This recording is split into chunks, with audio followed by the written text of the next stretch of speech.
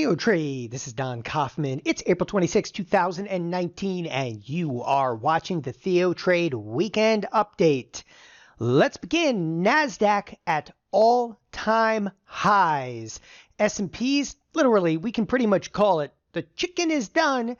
They're sitting pretty much at their all-time highs. The Russell, though, is still significantly further off its all-time highs. With that, I've got a lot of highly detailed information this particular weekend. Hence, we kind of are going to forego the video portion. We're going to dive right into it. We're going to dive into some charts, some trades. Let's get down to it. To begin with, over here, we're going to use kind of our trusted scratch pad. I've got a couple of little cryptic notes that we're going to be following along, again, in this weekend's update. First and foremost, a lot of people are not necessarily aware. We're staring down the face this next week of a FOMC meeting, okay? And we're going to take a quick look at the yield curve. So before we go into any charts, any trades, just talk for a moment, okay, about the FOMC meeting. Why? Why should we care? Well, first and foremost, if you're not aware, again, there's an FOMC meeting. When is it coming? Well, the come out date, which is effectively their announcement, will be on Wednesday, May 1st. You know, the meeting kind of kicks off Tuesday, but, at that point, does it really matter? No, we don't get to hear anything until Wednesday, May 1st. And again, on that Wednesday, we also have a petroleum status report, bond auctions. I mean, it's going to be kind of a full court press kind of a trading day. Now, we'll talk about what that means for the market here momentarily. But before I go any further, the reason I'm bringing up the FOMC meeting is that, well, some pretty strong GDP numbers came out today, right? First quarter GDP absolutely smashed through the estimates. If you're, again, kind of unaware of that, again, GDP, which came out this morning, this Friday, which is April 26th, smashed through estimates. So it's kind of difficult when we sit here and we're talking about, well, it's a slowing economy and, okay, yeah, nevertheless, is it really slowing? Because again, GDP just smashed estimates, got a lot of earnings numbers coming out. Again, if the FOMC is going to be dovish, what kind of support are they going to have to effectively do that? All right. At this FOMC meeting, again, every FOMC meeting now includes a press conference. So get ready for a little bit of volatility fun. Now, the reason I'm really bringing up the FOMC meeting is to discuss the yield curve. With that, let's actually bring you into the yield curve. It's one of the reasons I wanted to spend a little bit of time here looking at a few different aspects. But what you're looking at right now is the treasury.gov site. I know it's a really exciting website, right? So the nice thing is the Department of the Treasury couldn't have come up with a better website than this one, but it is extraordinarily effective in displaying, again, the yield curve. And one of the things we look for in the yield curve is right here. It's the 3-month versus the 10-year. And the reason I'm bringing it up once again is, oh boy, as this week kind of progressed, the yield curve is almost completely and totally flat. It's threatening to once again invert. In fact, if you take a look at the 3-year, all right, the 3-month versus the 7-year, I'm looking at our 7-year, it is inverted, okay? But the recession sign, the signal where there could be fear driven into the marketplace is right here, okay? I'm going to show you that again. It's right here. That happens to be the 10-year, again, versus the 3-month. It's when the 3-month starts to exceed, again, that 10-year. Again, the reason I'm also bringing it up, not only do we have an FOMC meeting, some good data came out, all right? At this point, you have to realize that, fear is not striking this marketplace at all. But fear, over the last, 18 months, it's been kind of like a merry-go-round, right? And effectively what I'm saying is, you hop on a merry-go-round, you're like, okay, here it comes around again. And there's China risk, and then there's FOMC risk, and then again, we keep seeing the cyclicality, if you will, of risks that are hitting the market. And the irony is right now there's absolutely unequivocally no risk in the market, which is something I'm also going to detail here in just a moment, is, again, if you take a look at that 3-month, when you're, within a few basis points of an inverted yield curve, well, you wouldn't expect the volatility of the marketplace to be at 12. Again, there's absolutely unequivocally no fear whatsoever. One of the other things that really perplexed me, and again, I don't mind saying that, hey, I have no clue why this happened. The GDP numbers came out today, and they were good. So when GDP is categorically good. It means, well, the economy is decent, the economy is strong. You would kind of expect interest rates. Now, I'm looking at the ZB, but let's actually bring up the TNX. The TNX, okay, happens to be nothing more than the 10-year Treasury Index, which is sitting, I know this says 25.05, but what that really means, okay, is right around, okay, a 2.5. I'm actually going to draw it on here right now. That's a 2.5% on what? On the 10-year. So the GDP prints really strong. I mean, in the 3% category is quite stellar, and yet the interest rate backs down. Look, today the interest rate went down. It's not what you would expect. You would actually expect the interest rate to bid up. Why? Good economic news. The interest rates can probably rise a little bit. The exact opposite happened. So at this point in time, okay, people, I'm on yield curve watch once again. Again, yield curve watch. So that has really tightened up quite a bit, that 3-month and the 10-year. And I think once again, we may actually see a yield curve inversion. All right. So that's what I mean by the FOMC meeting and the yield curve. Again, that's something that we're going to be dealing with. All right. Scrolling down my cryptic list over here. And this one's fun. SPX tags edge of expected move and volatility bids nominally with the Fed and the jobs report coming. All right. What does all of that effectively mean? Let's start with it. The SPX tags the edge of the expected move. People, we closed pretty much on it. You know, I mentioned on the Wednesday night video, and I'm actually going to close up this left side bar because this is really worth looking at. I mentioned on the Wednesday night video here at TheoTrade, if you had, okay, the upper edge expected move butterfly on, that you're likely to be, gold, Jerry, gold. And that's exactly what we're talking about. This one, it could not have possibly hit the edge of the expected move any closer than this. There's an interesting irony with this as well. And you're like, well, it pierced outside of it. First of all, the expected move, and I'm zooming in on the edge of the expected move was 29.37. We closed. Now, when I say we closed, okay, the SPX closed at 29.39, but hold on, okay, that was the last print to the SPX. The S&P futures, if you take a look at the S&P futures, let's get technical on you. The S&P futures bid, and then they backed off at the last second. So effectively, what am I telling you? Yeah, we actually hit the edge of the expected move. I mean, you got to recognize what this is. This is a $3,000 product, okay? And I just would like to say, I'm just a monkey sitting at home with a couple of monitors, and I'm calling out, okay, down to the point where the SPX is going to effectively close. People, that's not me. That's efficiency inside of the marketplace. Now, with that, okay, and the reason I wanted to talk about the edge of the expected move, because again, this incredible efficiency, okay? The reason that I'm bringing this up, first of all, yeah, we almost pierced the side of the expected move, and that's why I kind of highlighted it. But I would think, okay, that volatility might bid a little higher. All right, let's actually go to the SPX itself now. And when you're taking a look at the SPX, I would think that volatility, again, would bid a little bit higher, given the fact that, number one, we have an FOMC meeting. And by the way, what I'm looking at here, here's the Monday expiration. Okay, here's what? There's what? There's a Monday. Okay, again, you get an end of month expiration as well. So a lot of people are not aware that there's a multitude of different expirations. Well, this next week, we have a Monday expiration, we have a Tuesday expiration, we have a Wednesday expiration, and we have a Friday expiration. Is that enough expirations for you? All right. So that's one of the reasons I wanted to point this out. Again, there's always like an end of month. So the 30th is the end of the month. Okay. And we have the first, May 1st. And then, of course, then we have May 3rd, which is effectively next Friday. So a whole lot of expirations, the 4 expirations. Now I'm highlighting over here on the right-hand side of the screen because you barely even see like the FOMC. Like, look at the differential. And for those of you that do not speak options geek, again, this is why I wanted to spend some time here on the option chain, right? If you don't speak option geek, look, on Monday, we're expecting like no risk whatsoever, right? Coming into what? Tuesday, the risk bids up mildly. Like, you got to look at these volatility percentages. It's literally a pulse on a day-to-day basis of how we're anticipating risk, how the marketplace is interpreting risk, okay?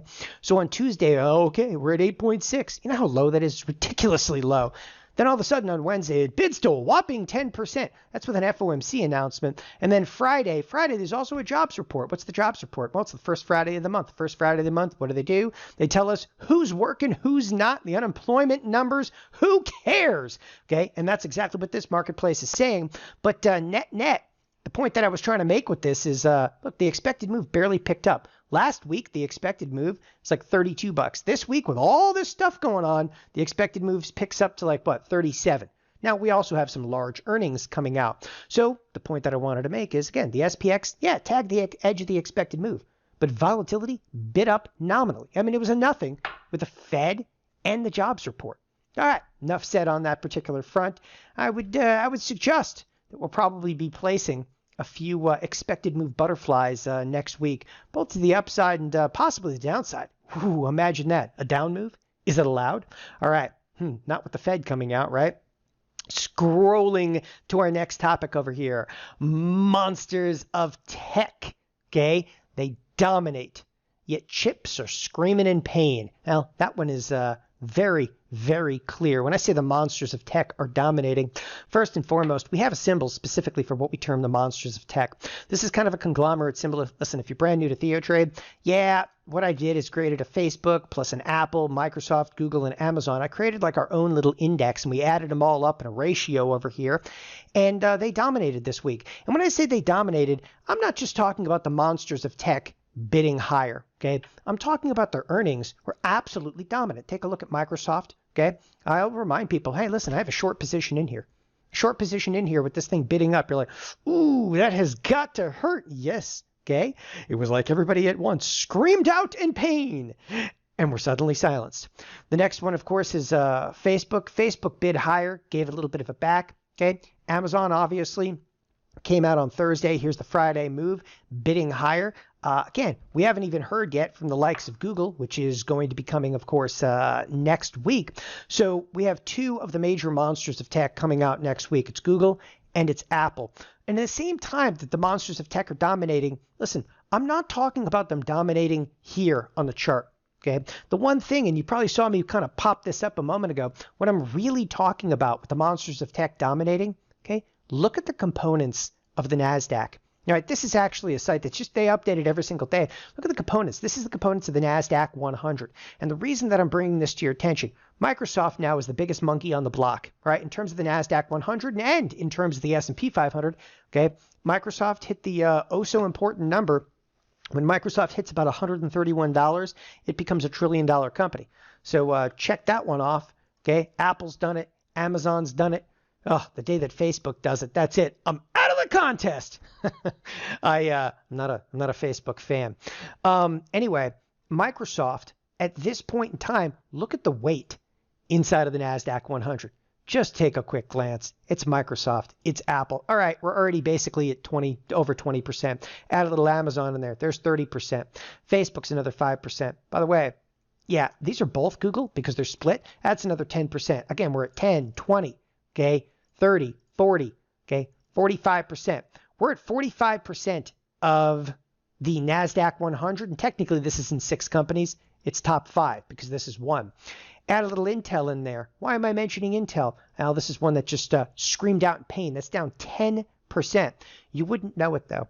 This is one of the most top-heavy. The Nasdaq is no longer, okay, is no longer an index that you can look at as a barometer of like health in the overall marketplace. And that may bother some people by me saying that, but this is not a good barometer because you have an underlying like Intel and some of the other chip stocks. What other chip stocks got hit? So first of all, let's actually bring up Intel. Okay. Ooh, tried it for the corner and missed. Nobody saw this coming.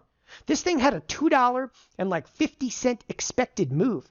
$2.50 expected move and got smoked by over $5, right? Again, that's what? It's 2 times expected move. It's a 2 standard deviation move, which just basically meant, okay, that nobody saw the pain that was coming inside of Intel. And this kind of reverberated through NVIDIA. NVIDIA was down about 5% on it. Moo, okay, who doesn't love talking about a moo? Down about 1.5%, and so forth and so on. Again, the monsters of tech absolutely dominant, but the chips are screaming out in pain. When I mean dominant, all right, they're dominant in a sense that is not healthy for this marketplace. In fact, the monsters of tech at this point are so large that they're dominating even the S&P 500.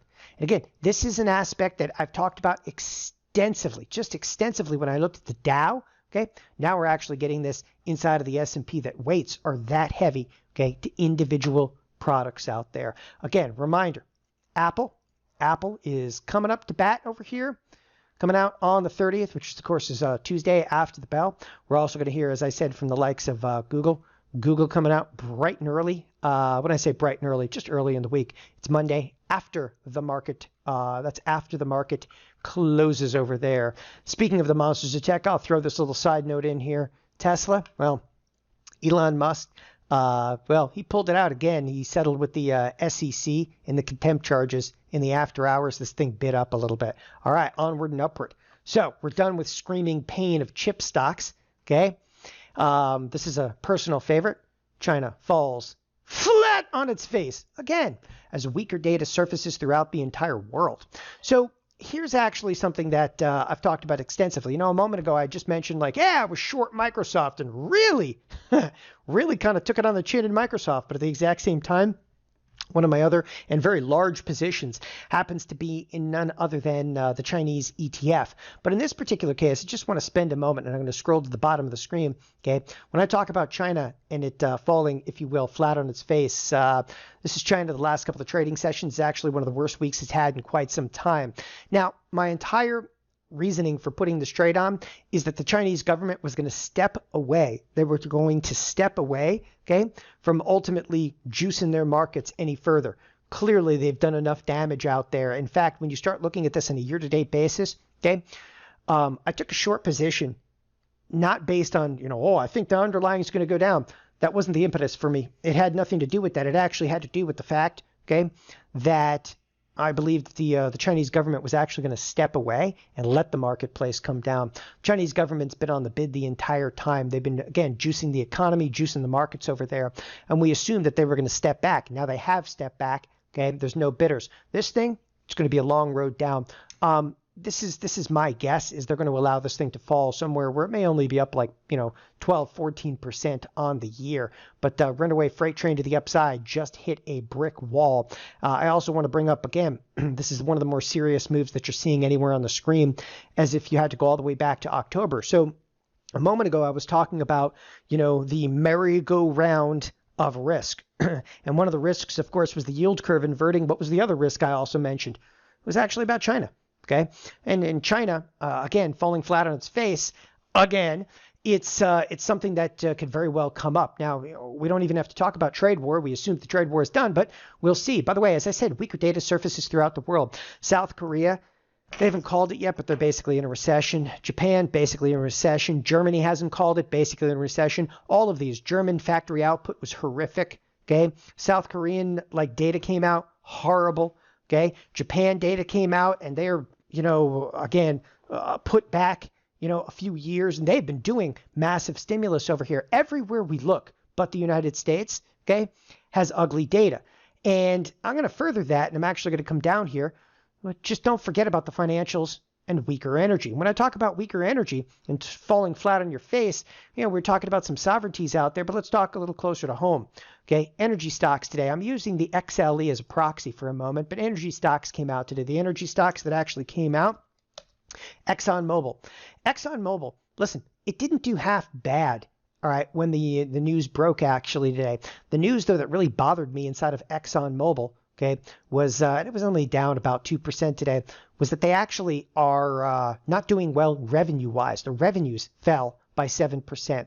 Now, if you pull up a one-year chart on here, listen, the energy stock like ExxonMobil hasn't done anything in the last year, so maybe it is effectively priced over here, okay? But it's bothersome now when you start to have, okay, different sectors effectively having problems. You hear something from Intel, you're like, yep, the future is not clear. Anytime a CFO has clarity issues, okay, big red flag. Anytime we actually see a drop in revenue, okay, big red flag, and they start talking about clarity issues. Now, I bring up Chevron because Chevron, their CEO actually came out and he said, well, the drop in revenue, right, doesn't necessarily intimidate us. Well, then what does? than what does, people. But I also say, don't forget about the financials. Why? This is where we really want to take a close look. Why?